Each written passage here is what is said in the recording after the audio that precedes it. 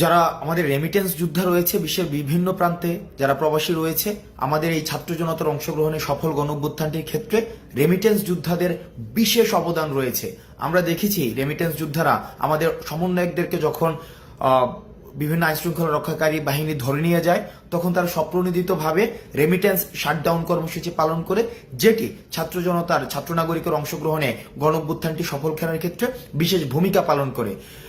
এই কয়েকদিনে আমরা দেখেছি যে বিভিন্ন প্রবাসী বা রেমিটেন্স যোদ্ধা আমাদের সাথে বিভিন্নভাবে যোগাযোগ করতে চেষ্টা করেছে এবং তারা তাদের বিভিন্ন দাবি আমাদের কাছে পৌঁছাতে চেষ্টা করেছে।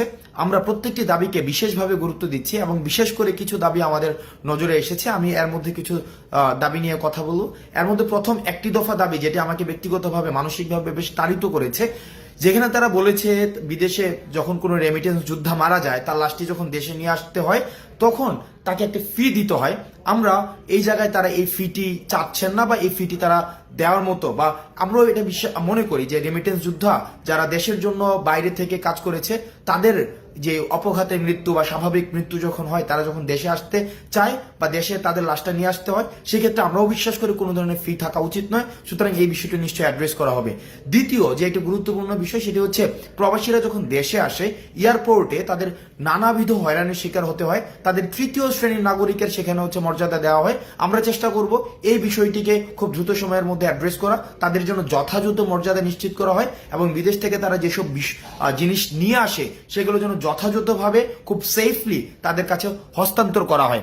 আরেকটি বিষয় রয়েছে, সেখানে তারা বলেছেন যে যতদিন পর্যন্ত তারা বিদেশে থাকেন ততদিন পর্যন্ত তাদের যেই সন্তান রয়েছে দেশে, তাদেরকে বিশেষভাবে তাদের যেন তত্ত্বাবধান করা হয়, সেই বিষয়টিকে আমরা অ্যাড্রেস করার চেষ্টা করব।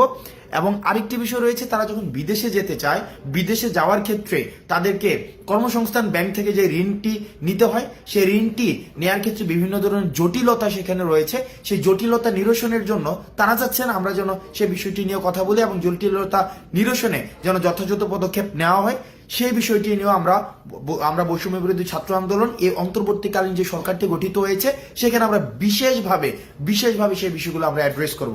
এখন বর্তমানে যারা রেমিটেন্স যোদ্ধা বিশ্বের বিভিন্ন প্রান্তে রয়েছেন, আমরা আহ্বান জানাবো আপনাদের কাছে, বাংলাদেশ যে অন্তর্বর্তীকালীন সরকার গঠিত হয়েছে, সেই সরকারের হাতকে শক্তিশালী করার জন্য এবং আমরা যেই বৈষম্যহীন বাংলাদেশের স্বপ্ন আমরা দেখেছি, সেই স্বপ্নকে প্রভাবিত করার জন্য, সেই স্বপ্নকে গতিশীল করার জন্য এবং সেই স্বপ্নকে বাস্তবায়ন করার জন্য আমরা বিশ্বাস করি রেমিটেন্স যোদ্ধাদের সহায়তা ছাড়া সেটি কখনোই সম্ভব না।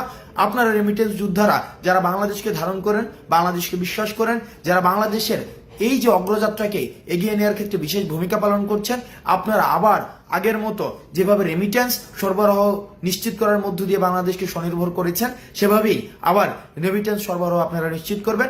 আমরা এই অন্তর্বর্তীকালীন সরকারে আমাদের ছাত্র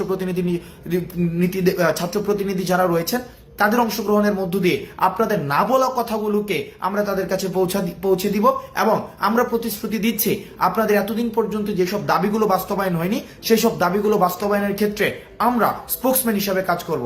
আপনারা বিশ্বের যে প্রান্তে থেকে বাংলাদেশকে প্রতিনিধিত্ব করছেন, আপনাদের সবাইকে সালাম জানাচ্ছি। সালাম আলাইকুম।